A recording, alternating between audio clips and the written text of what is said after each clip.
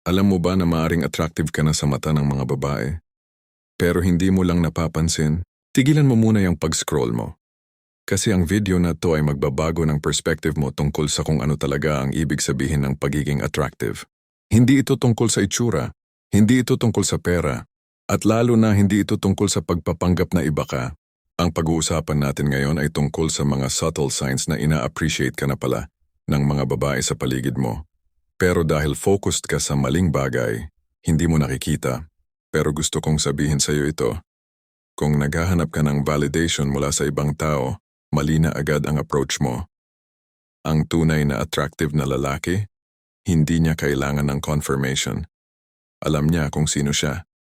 Pero dahil nandito ka na, turuan kita kung paano mo malalaman na may something special sa iyo na nakikita ng mga babae, kahit hindi mo pa nare-realize. Kaya makinig ka ng mabuti. Baka ikaw pala yung tipo ng lalaking hinahanap nila, pero natatakpan ng insecurity at self-doubt mo. Bago natin simulan, nais kong magpasalamat sa mga loyal kong subscribers sa patuloy na pagsuporta sa aking channel. Kayo ang inspirasyon ko sa paggawa ng mga bagong content. Kung bago ka sa channel ko, comment mo na kung taga saan ka. Alam mo yung feeling na parang invisible ka? Yung pakiramdam na kahit anong gawin mo parang hindi ka napapansin. Nakikita mo yung ibang lalaki, yung mga malakas ang loob, yung mga palangiti, yung mga laging may ka-text. Tapos ikaw, parang background character lang sa sarili mong buhay. Nakaka-frustrate, di ba? Gabi-gabi, iniisip mo kung ano ba ang kulang sa'yo. Tinitingnan mo yung sarili mo sa salamin at nagtatanong, bakit parang ang dali lang para sa iba, pero sa akin parang ang hirap? Sinubukan mo ng mag-gym. Bumili ka na ng bagong damit. Nag-invest ka sa grooming. Pero bakit parang walang nagbabago? At ito pa yung mas masakit. Makikita mo yung mga lalaking hindi naman kagwapuhan, hindi naman mayaman, pero bakit sila yung may kasama?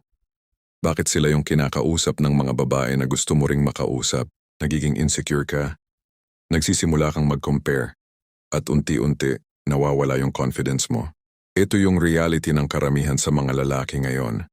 Nakakakulong sa cycle ng self-doubt. Akala nila kailangan nilang maging perfect bago sila maging attractive. Akala nila kailangan nilang mag-pretend, mag-flex, mag-show off. Pero alam mo ba kung ano yung ironic dito? Yung mga lalaking desperadong magpansin, yun yung hindi napapansin. Yung mga lalaking sobrang focused sa validation mula sa ibang tao, yun yung walang nakukuhang validation. Kasi ang tunay na attraction, hindi naman yan based sa external things. Hindi yan dahil sa itsura mo lang o sa dami ng pera mo. Ang tunay na attraction, nanggagaling sa kung sino ka bilang tao. Sa kung paano ka kumilos. Sa kung paano mo dala ang sarili mo. At dito papasok yung problema. Karamihan sa atin mali ang focus. Focus tayo sa pagiging enough para sa iba. Pero hindi tayo focused sa pagiging enough para sa sarili natin. Focus tayo sa kung ano yung kulang sa atin. Pero hindi tayo focused sa kung ano yung meron na tayo. At ito yung nakakasakit na totoo. Yung insecurity mo, yung self-doubt mo, yung constant comparison mo sa iba, yan yung nakakasira ng attraction mo. Kasi walang babae ang ma-attract sa taong hindi confident sa sarili niya. Walang babae ang ma-attract sa taong palaging naghahanap ng approval. Ito yung harsh truth na kailangan mong marinig. Ang biggest enemy mo hindi yung ibang lalaki na mas gwapo, mas mayaman, mas matalino. Ang biggest enemy mo ay yung sarili mong takot na hindi ka enough. At habang nandyan yung takot na yan, hindi mo makikita yung mga signs na attractive ka na pala. Bakit ba tayo ganito ka-attached sa idea ng pagiging attractive sa mata ng iba? Isipin mo, bakit sobrang importante sa atin na may mag-like sa atin? Bakit kailangan nating i-prove na may value tayo? Sagot, kasi mula pagkabata, tinuruan tayo na ang worth natin ay nakadepende sa opinyon ng iba. Tinuruan tayo na kailangan nating mag-excel para ma-appreciate. Kailangan nating maging somebody para maging worthy. Sa school, yung mga matalino yung pinapansin. Sa palaruan, yung mga athletic yung popular. Sa barkada, yung mga malakas ang dating yung leader. At unti-unti na kondisyon ang utak natin. Kailangan kong maging special para maging worthy ng attention. Pero ito yung problema. Yung attachment na yan sa external validation, yan yung sumisira sa atin. Kasi habang dependent ka sa validation ng iba, hindi ka magiging tunay na confident. Habang kailangan mo ng confirmation na attractive ka, hindi ka magiging attractive. Ito yung paradox. Yung mga lalaking desperado na magustuhan, yun yung hindi nagugustuhan. Yung mga lalaking hindi nag-iisip kung gusto ba sila o hindi, yun yung palaging may nagkakagusto. Bakit? Kasi yung lalaking hindi dependent sa validation, yan yung lalaking may inner peace. Yan yung lalaking comfortable sa sarili niya. Yan yung lalaking hindi nagbabago depende sa kung sino ang kausap niya. At yan yung tunay na attractive. Pero karamihan sa atin, hindi natin nakikita yan. Kasi nakafocus tayo sa external signs ng success. Magandang damit, magandang katawan, magandang car. Akala natin yan yung magpapa-attractive sa atin. Pero totoo, yun yung decorations lang. Yan yung icing pero hindi yan yung cake mismo. Yung cake, yung substance, yung character mo. Yung kung sino ka when nobody's watching. Yung kung paano ka tumatrato sa mga taong walang makukuhang benefit sa'yo. At ito yung kailangan nating intindihin. Ang attachment natin sa pagiging attractive ay rooted sa takot. Takot na mag-isa. Takot na hindi ma-appreciate. Takot na hindi maging enough. At yung takot na yan yung nagko-control sa buhay natin. Yan yung nakakapag-dictate ng decisions natin. Yan yung nakakapag-prevent sa atin na maging tunay na version ng sarili natin. Kasi pag takot kang hindi ka magugustuhan, mag-a-adjust ka, magpe-pretend ka, magiging people pleaser ka. At yung version ng sarili mo na yan, hindi yan attractive. Kasi yan hindi authentic. Ang babae, alam nila yan. Nararamdaman nila pag nagpe-pretend ka. Nararamdaman nila pag trying hard ka. Nararamdaman nila pag desperado ka. At yan yung instant turn-off. Kaya ang kailangan natin, hindi pag-add ng external things. Ang kailangan natin ay pag-detach sa need for validation. Ang kailangan natin ay pag-focus sa sarili natin. Not for the approval of others but for the development of ourselves. Ang kailangan natin ay pag-realize na ang worth natin ay hindi dependent sa kung ilan ang nag-like sa atin. Ang worth natin ay inherent. Existing na yan bago pa tayo ipanganak. At pagdating sa attraction, ito yung ironic truth. Kapag tumitigil ka ng maghanap ng validation, dun ka nagiging tunay na attractive. Kapag okay ka na kahit walang pumansin sa'yo, dun ka nagiging pansin. Kapag hindi ka na nag-iisip kung attractive ka ba o hindi, dun ka nagiging attractive. Kasi yung confidence na yan, yung inner peace na yan, yun yung nakikita ng mga babae. Yun yung naaakit sa kanila. Ang mga Stoic philosophers matagal na nilang alam ang secret na to. May sinabi si Marcus Aurelius, ang emperor ng Rome na naging pilosopo, "You have power over your mind, not outside events. Realize this and you will find strength." Ibig sabihin, hindi mo kontrolado kung sino ang mag-like sa'yo. Hindi mo kontrolado kung ano ang perception ng iba sa'yo. Pero may kontrolado ka, ang sarili mong mind, ang sarili mong character, ang sarili mong actions. At dito nagsisimula ang tunay na power. Yung mga ancient Stoics focused sila sa virtue, sa pagiging mabuting tao hindi dahil may manonood, kundi dahil yun ang tama. Si Epictetus, isang dating slave na naging philosopher, nagsabi, "Don't explain your philosophy, embody it." Ibig sabihin, huwag mo na i-explain kung bakit ka dapat magustuhan. Ipakita mo lang kung sino ka through your actions. Ito yung fundamental difference ng attractive at hindi attractive na lalaki. Yung hindi attractive palaging nag-e-explain, palaging nag-justify, palaging nagde-defend sa sarili niya. Yung attractive, tahimik lang, gumagawa lang ng tama, living by his principles. Hindi niya kailangan ng social media validation. Hindi niya kailangan ng constant reassurance. Hindi niya kailangan na sabihin sa buong mundo kung gaano siya ka-great. Kasi alam niya ang totoo. Ang character hindi yan sinasabi. Yan ay ipinapakita. Ang Stoics tinuruan tayo ng concept ng premeditatio malorum or negative visualization. Ibig sabihin mag-isip ka ng worst case scenario para hindi ka ma-shock pag nangyari. Applied sa attraction, isipin mo na rejected ka. Isipin mo na walang magkakagusto sa'yo. Isipin mo na mag-isa ka forever. Takot ka ba? Malamang. Pero ito yung magic ng practice na to. Pag naisip mo na yung worst case, pag na-accept mo na kahit yun ang mangyari, okay ka pa rin. Doon mo nare-realize na hindi mo pala kailangan ng validation ng iba para maging okay. At yung realization na yan yung nagiging foundation ng tunay na confidence. Si Seneca, another Stoic philosopher, nagsabi, "A gem cannot be polished without friction, nor a man perfected without trials." Ibig sabihin yung rejections mo, yung failures mo, yung heartbreaks mo, lahat yan ay lessons. Lahat yan ay opportunities para maging mas matatag, mas mature, mas developed version ng sarili mo. Pero karamihan sa atin, tinatakbuhan natin ang pain. Iniiwasan natin ang rejection. Kaya hindi tayo lumalaki. Ang Stoic, tinatanggap ang pain. Tinatanggap ang rejection. Kasi alam nila na yan ang path towards growth. At yung growth na yan yung nakikita ng mga babae. Hindi yung lalaking perfect. Hindi yung lalaking walang problema. Kundi yung lalaking may problema pero hindi binabaligtad ng problema niya. Yung lalaking may failures pero hindi sumusuko. Yung lalaking may pain pero hindi bitter. Yan yung attractive. Kasi yan yung sign ng strength. Hindi yung superficial na strength na lagi kang happy at positive. Kundi yung deep strength na kahit nahihirapan ka, tuloy ka pa rin. Ang Stoicism, hindi yan religion. Hindi yan magic. Yan ay philosophy of action. Ang Stoic hindi nag-a-assume na magiging okay ang lahat. Ang Stoic ginagawa ang kailangan niya gawin, then accepts whatever outcome. At yan yung approach na kailangan natin sa attraction. Gawin ang kailangan mong gawin. Maging mabuting tao. Mag-improve. Mag-develop ng skills. Mag-build ng character. Then tanggapin kung ano man ang resulta. Pag may nagkagusto, okay. Pag wala, okay din. Kasi ang worth mo ay hindi dependent sa kung ilan ang nag-like sa'yo.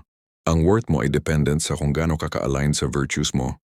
Sa kung gaano ka katapang na maging sarili mo kahit walang sumusuporta. At yan yung pinakamagandang paradox ng lahat. Pag hindi ka na nag-iisip kung attractive ka ba o hindi, dun ka nagiging pinaka-attractive. Paano ba natin ito isasagawa sa totoong buhay? Narito ang mga concrete signs na attractive ka na sa mata ng babae at kung paano mo ito mapapahusay through daily practice. Sign number 1. Nirerespeto mo ang sarili mo. Ito yung pinaka-fundamental. Ang babae, attracted sila sa lalaking may self-respect. Yung lalaking alam ang worth niya. Yung lalaking hindi basta-basta nagka-compromise sa values niya. Paano mo malalaman na nirerespeto mo ang sarili mo? Simple, may boundaries ka. Kapag may nagsabi ng something disrespectful sa'yo, hindi ka tumatawa lang. Sinasabi mo na hindi okay yon. Kapag may nangaabuso sa goodness mo, hindi ka nagpapaabuso, lumalayo ka. Kapag may trabahong against sa values mo, hindi mo tinatanggap kahit malaki ang bayad. Ito yung mga small decisions na everyday nagpapakita kung gaano mo nirerespeto ang sarili mo. At ito yung napapansin ng mga babae. Kasi pag nirerespeto mo ang sarili mo, nirerespeto mo rin sila. Pag alam mo ang worth mo, makikita mo rin ang worth nila. Kada umaga bago ka bumangon, tanungin ang sarili mo, ano ang gagawin ko ngayong araw na aligned sa values ko? Kada gabi bago ka matulog, tanungin ang sarili mo, may ginawa ba akong today na against sa values ko? Kung meron, bakit? Paano ko maiiwasan next time? Ito yung practice ng self-accountability. Ito yung foundation ng self-respect. At pag consistent ka dito, makikita ng mga tao sa paligid mo. Makikita na hindi ka basta-basta. Makikita na may principles ka. At yan yung attractive. Sign number 2, kaya mong tumayo mag-isa. Ang babae attracted sila sa independence. Hindi sa yung lalaking palaging may kasamang barkada. Hindi yung lalaking hindi makakasurvive pag nag-isa, kundi yung lalaking comfortable mag-isa. Yung lalaking may sariling mundo. Yung lalaking hindi nangingikil ng attention. Kaya mo bang magkape mag-isa? Kaya mo bang manood ng sine mag-isa? Kaya mo bang kumain sa labas mag-isa? Kung hindi, problema yan. Kasi yung need mo na laging may kasama, yan ay sign ng dependency. Yan ay sign na hindi ka comfortable sa sarili mo. At yung discomfort na yan nararamdaman ng mga babae. Once a week gumawa ng something alone. Kahit simpleng lakad lang sa park. Kahit simpleng kape sa cafe. Simulan mong maging comfortable sa sarili mo. Simulan mong ma-enjoy ang solitude. Kasi yung lalaking comfortable mag-isa, yan yung lalaking hindi clingy. Yan yung lalaking hindi needy. Yan yung lalaking may depth. At yan yung attractive. May kasabihan, you can't love someone else if you don't love yourself first. Totoo yan. Pero mas accurate na sabihin, you can't be with someone in a healthy way if you can't be with yourself in a healthy way. Kaya i-practice mo ang pagiging mag-isa. Hindi para maging loner ka, kundi para maging complete ka. At pag complete ka na, pag kaya mo nang tumayo mag-isa, dun ka nagiging mas attractive sa mata ng mga babae. Kasi alam nila na hindi mo sila kailangan. Gusto mo lang sila. At yung difference na yan, malaki yan. Alam mo yung lalaking walang ginagawa kundi mag-ML, manood ng Netflix at mag-scroll sa social media, hindi yan attractive. Ang attractive, yung lalaking may pinaglalaanan ng oras niya. Yung lalaking may tinuturing na importante. Yung lalaking may ginagawang meaningful. Hindi kailangan na successful ka na. Hindi kailangan na sikat ka na. Ang kailangan lang, may ginagawa kang passionate about. Pwedeng music, pwedeng coding, pwedeng fitness, pwedeng volunteer work, pwedeng negosyo. Kahit ano, basta may ginagawa ka. Kasi yung lalaking may passion, yan yung lalaking may purpose. Yan yung lalaking hindi boring. Yan yung lalaking interesante kausapin. Identify one thing na passionate ka. Kung wala pa, find one. Then araw-araw mag-allot ka ng at least 30 minutes para dun. Hindi para ipakita sa iba, hindi para mag-flex, kundi para sa sarili mo, para mag-grow ka. At pag nakikita ng mga babae na may ginagawa ka, na may direction ka, na hindi kayong tipong puro tambay lang, attractive yan. Kasi yung passion mo, yan ay indicator ng drive mo. Yan ay indicator ng discipline mo. Yan ay indicator na may substance ka. At yung substance na yan yung nakikita nila beyond physical appearance. Ang babae mahilig sila sa mga lalaking may mission. Hindi yung mission na world domination, kundi yung personal mission, yung personal goal, yung lalaking alam kung saan siya pupunta, yung lalaking may plan, yung lalaking ginagawa ang kailangan gawin para makarating doon. Yan yung attractive. Kasi yan yung sign ng maturity. Sign number 4, hindi ka judgmental. Ito yung underrated sign. Ang daming lalaki judgmental. Ang daming lalaki. Ang taas ng standard sa iba pero sa sarili, hinalakak. Ang daming lalaki, ang bilis mag-criticize, ang bilis mag-condemn, ang bilis mag-judge. At yan yung instant turn-off. Ang babae attracted sila sa lalaking open-minded. Yung lalaking hindi basta-basta nag-judge. Yung lalaking willing makinig. Yung lalaking may empathy, hindi ibig sabihin na wala kang opinyon. Meron ka, pero hindi mo sinasaksak sa mukha ng iba. Hindi ibig sabihin na wala kang standards, meron ka. Pero hindi mo ginagamit para mang-down ng iba. Ito yung sign ng emotional maturity. Kaya mong mag-disagree without disrespecting. Kaya mong may opinion without being offensive. Kaya mong mag-discuss without being judgmental. Kada makakakita ka ng something na hindi mo sang-ayon, before you react, tanungin ang sarili mo, bakit kaya ganun ang thinking niya? Ano kayang experience niya na nag-lead sa perspective na yan? Practice empathy. Practice understanding. Hindi ibig sabihin na mag-a-agree ka. Pero at least, intindihin mo. At yung attitude na yan, napapansin ng mga babae. Kasi yung lalaking hindi judgmental, yan yung lalaking safe kasama. Yan yung lalaking pwede mo ikwento ang lahat without fear na i-judge ka niya. At yung safety na yan yung foundation ng attraction. Kasi ang babae, hindi sila gumagawa ng decision based on logic lang. Ginagawa nila based on feeling. At yung feeling na safe ka kasama, yan yung attractive. Sign number 5, nangangalaga ka sa sarili mo. Ito yung practical sign. Naliligo ka ba araw-araw? Nagtitoothbrush ka ba? Nagdi-deodorant ka ba? Malinis ba yung damit mo? Komportable ba yung sapatos mo? Basic things, pero maraming lalaki hindi nila ginagawa.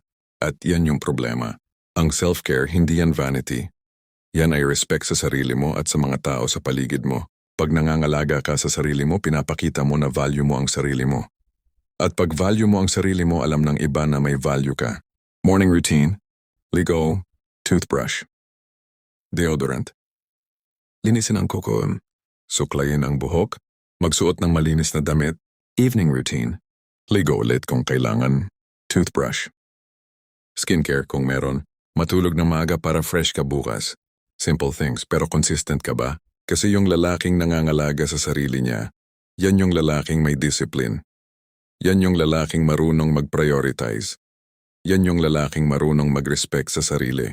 At yan yung attractive. Hindi ka kailangan maging model. Hindi ka kailangan maging gwapo. Ang kailangan lang, linis at presentable. Yan lang. Pero yan palang malaking difference na yan. Pero heto yung danger zone. Pag narinig mo ang mga signs na yan, pag na-realize mo na meron ka pala niyan, madaling matrap sa ego. Madaling isipin, kaya pala may nagkakagusto sa akin. Kasi attractive pala ako. At pag nangyari yan, pag nag-inflate yung ego mo, dun ka mawawala ng attraction. Kasi yung attractive sa'yo, hindi yung idea na attractive ka. Yung attractive sa'yo ay yung pagiging humble mo. Yung pagiging grounded mo. Yung pagiging authentic mo. Pag nag-ego ka, mawawala yan. Ang ego, yan yung silent killer ng attraction.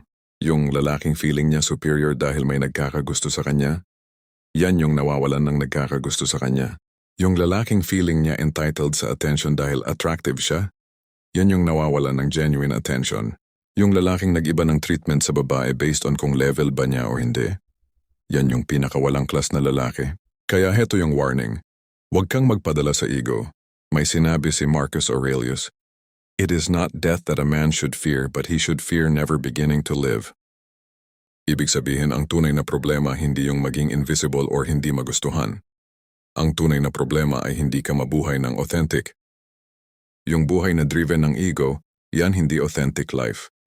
Yan ay buhay na driven ng fear. Fear na mawala yung attention. Fear na mawala yung validation. Fear na mawala yung perception na attractive ka. At yung fear na yan yung nakakasira sa'yo. Kaya tandaan, ang attraction hindi yan achievement. Hindi yan trophy na ikukwento mo sa barkada. Hindi yan validation ng worth mo. Ang attraction ay natural byproduct ng pagiging authentic mo, ng pagiging grounded mo, ng pagiging humble mo.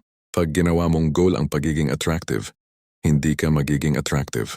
Pag ginawa mong goal ang pagiging better version ng sarili mo, at hindi mo inisip kung attractive ka ba or hindi, dun ka magiging attractive. Ito yung paradox na kailangan mong i-accept. Ang ego gusto niyang mag-control. Gusto niyang mag-dictate kung sino ang dapat mag-like sa'yo. Gusto niyang i-validate yung sarili niya through external means. Pero yung ego-driven life na yan, hindi yan sustainable. Kasi hindi mo kontrolado ang external. Ang kontrolado mo lang ay sarili mo. Kaya heto yung daily practice. Pag napapansin mo na nag-i-inflate yung ego mo, pag napapansin mo na feeling mo superior ka, i-remind mo ang sarili mo. Ako ay tao lang. Hindi ako perfect, marami pa akong kailangang i-improve. Ang attention na natatanggap ko ngayon, hindi yan dahil special ako, yan ay dahil naging authentic ako. At yung authenticity na yan, kailangan kong i-maintain, hindi para sa iba, kundi para sa sarili ko. Ito yung practice ng humility. At yung humility na yan yung ultimate attractive trait. Kasi yung lalaking humble, yan yung lalaking secure sa sarili niya. Yan yung lalaking hindi kailangan ng constant validation.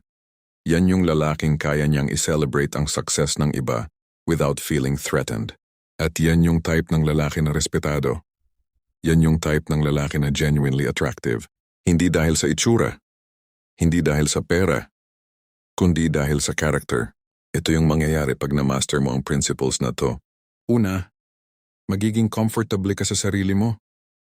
Hindi yung forced comfort, kundi yung genuine comfort na kahit mag-isa ka, okay ka. Pangalawa, magiging confident ka. Hindi yung arrogant confidence, kundi yung quiet confidence na hindi mo kailangan ipakita pero nararamdaman ng mga tao. Pangatlo, magiging peaceful ka. Hindi yung forced peace na pinipilit mong maging positive kahit hindi ka okay. Kundi yung genuine peace na kahit may problems ka, hindi ka nagpipanik. At yan yung ultimate result ng self-mastery. Inner peace. Hindi yung peace na walang problema, kundi yung peace na kahit may problema, kaya mo. At yung peace na yan yung nakikita ng mga babae. Kasi yung lalaking may inner peace, yan yung lalaking stable. Yan yung lalaking hindi nagpapapanik pag may crisis. Yan yung lalaking kaya mong kasama sa mahirap na sitwasyon. At yan yung attractive. Pero heto pa yung mas important result. Magiging aligned ka sa sarili mo. Yung actions mo aligned sa values mo. Yung words mo aligned sa beliefs mo. Yung life mo aligned sa purpose mo. At yung alignment na yan yung nagbibigay ng genuine fulfillment.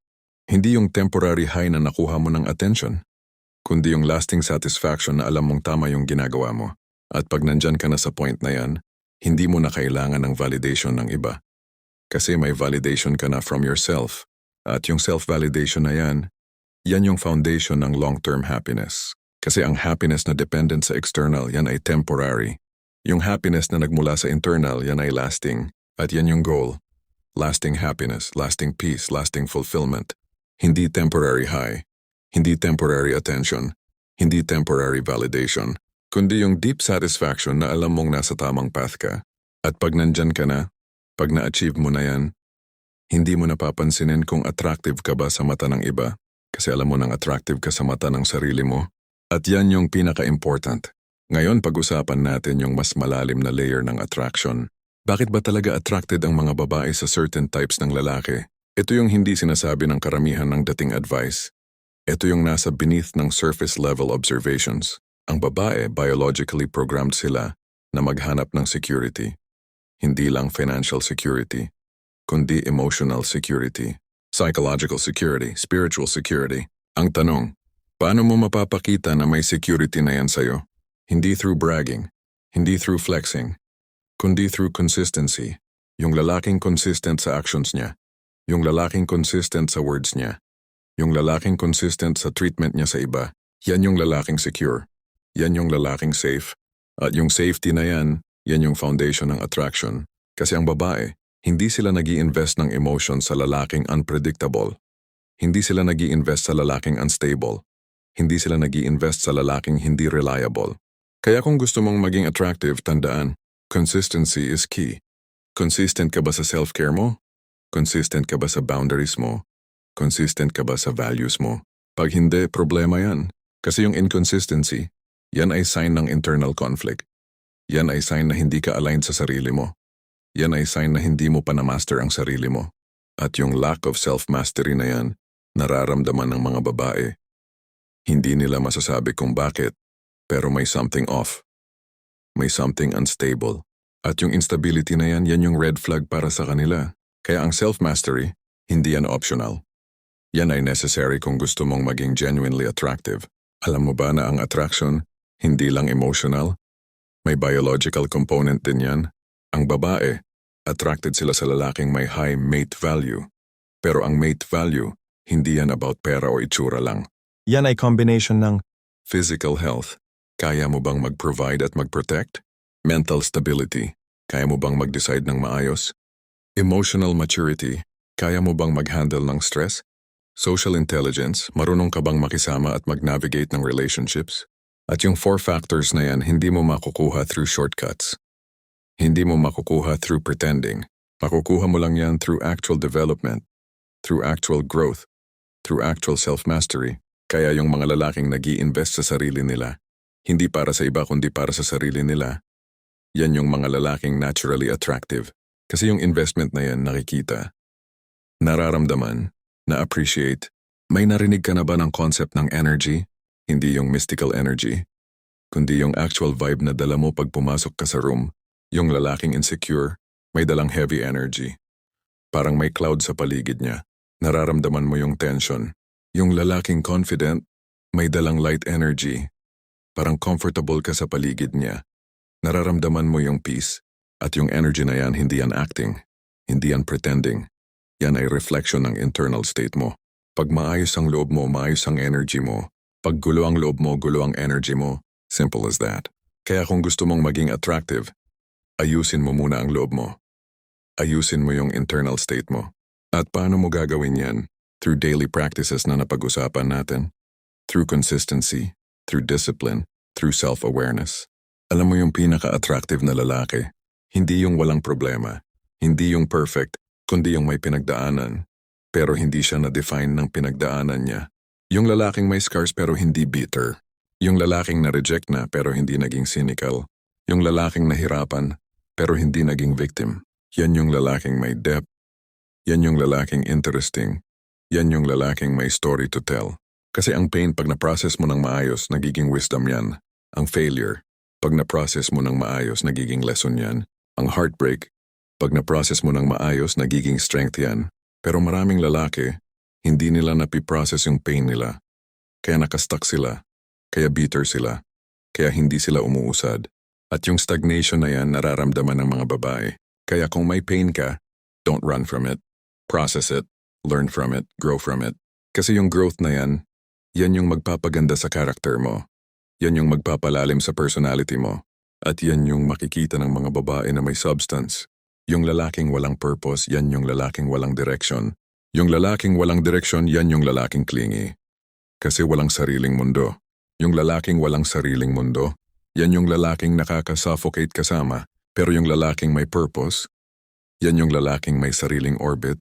Yan yung lalaking may sariling gravity. At yung lalaking ganon, hindi siya clingy, hindi siya needy, hindi siya dependent. At yan yung attractive. Kasi ang babae, ayaw nila ng lalaking dependent sa kanila para sa happiness. Gusto nila ng lalaking independent, pero choosing to share his life with them. Yung difference na yan, malaki yan. So tanungin mo ang sarili mo, may purpose ka ba? Hindi kailangan na world-changing purpose. Pwedeng simple lang. Maging good provider sa family, mag-build ng sustainable business, maging expert sa craft mo, mag-contribute sa community, maging healthy at strong. Kahit ano, basta may direction ka. Basta may goal ka, basta alam mo kung saan ka papunta. At pag meron ka nun, automatic na attractive ka na. Alam mo yung lalaking present, hindi yung lalaking nandun lang physically, pero mentally wala. Kundi yung lalaking pagkausap mo, nakikinig talaga. Pagkasama mo, nandun talaga. Yan yung lalaking present. At yan yung rare ngayong panahon ng social media at distractions. Karamihan ng mga tao kahit kausap mo nakatingin sa phone. Kahit kasama mo iniisip yung ibang bagay. Pero yung lalaking marunong mag-present, yan yung lalaking nag-stand out. Kasi yung presence, yan ay form ng respect. Yan ay form ng care, yan ay form ng love. At yung respect, care at love na yan, nararamdaman ng mga babae. Pagkausap mo ang tao, put down your phone. Tumingin sa mata, makinig ng totoo. Pagkasama mo ang tao, wag mag-isip ng ibang bagay. Be there fully. Simple, pero powerful. Kasi yung practice ng presence na yan, yan ay practice ng mindfulness, yan ay practice ng being human. At yung humanity na yan, yan yung pinaka-attractive trait of all. Takot ka ba ma-reject? Normal yan. Lahat ng tao takot ma-reject. Pero heto yung kailangan mong intindihin. Rejection is not about you. Pag may nag-reject sa'yo, hindi yan dahil kulang ka. Hindi yan dahil pangit ka. Hindi yan dahil walang kwenta ka. Yan ay dahil hindi lang kayo compatible. Yan ay dahil hindi aligned yung gusto niya sa ikaw. Yan ay dahil may iba siyang preference.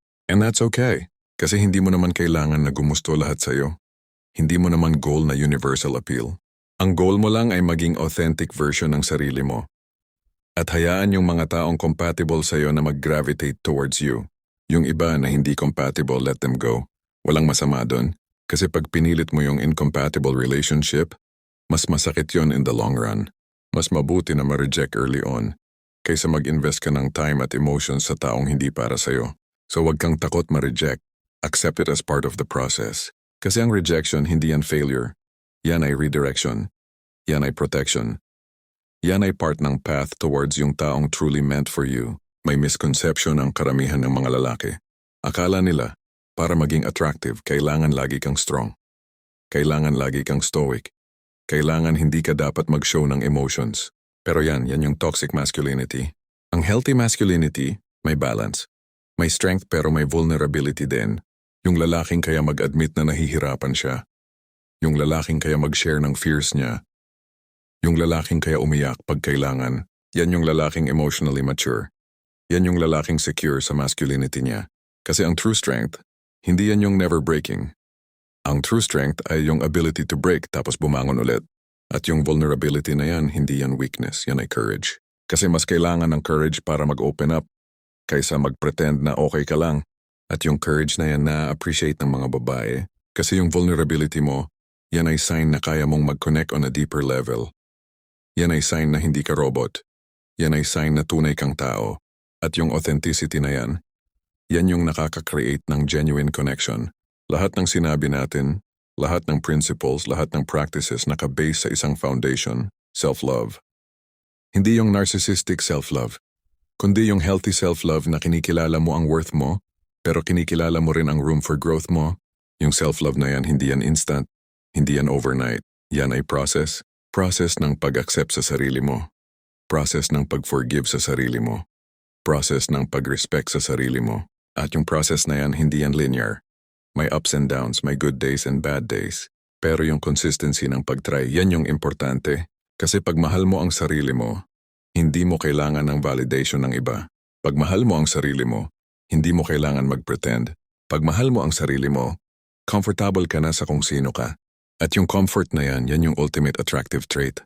Kasi yung lalaking mahal ang sarili niya, yan yung lalaking marunong magmahal ng iba ng tama. Yan yung lalaking hindi possessive, hindi controlling, hindi manipulative, kundi yung lalaking supportive, respectful, understanding. At yan yung type ng lalaki na hinahanap ng mga babae na mature. Pag nag-invest ka sa sarili mo, ito yung mangyayari. Magiging clear yung purpose mo. Hindi na confused, hindi na lost. Alam mo na kung saan ka papunta at bakit. At yung clarity na yan ay magnet. Yan ay attractive kasi nag-i-inspire yan ng confidence at direction. Hindi ka na basta-basta maa-affect ng external circumstances. Hindi ka na nagpapanik sa small things. Hindi ka na nawawalan ng control pag may problema. Kasi developed mo na yung emotional regulation mo. Developed mo na yung ability mo na mag-respond instead of react. At yung stability na yan yung safe space para sa relationship. Hindi na yung confidence na pinipilit. Hindi na yung confidence na fake, kundi yung confidence na natural lang kasi alam mo na kung sino ka at okay ka na doon.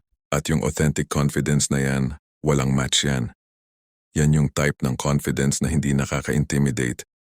Yan yung type ng confidence na nag-i-inspire. Pag authentic ka, yung mga taong mag-gravitate sa'yo ay yung mga taong compatible talaga sa'yo. Hindi na yung surface level connections. Hindi na yung transactional relationships, kundi yung deep connections na based on mutual respect, mutual understanding, mutual growth. At yung quality ng connections na yan yung nagbibigay ng fulfillment. Ito yung ultimate result. Ito yung goal ng lahat ng practices na sinabi natin. Inner peace.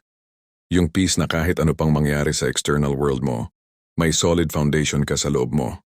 Yung peace na hindi dependent sa circumstances. Yung peace na nanggagaling sa pag-align mo sa values mo. At yung peace na yan yung pinaka-attractive trait of all. Kasi yung lalaking may inner peace, yan yung lalaking kaya mong kasama sa lahat ng bagay. Yan yung lalaking hindi burden. Yan yung lalaking blessing. Salamat sa panonood.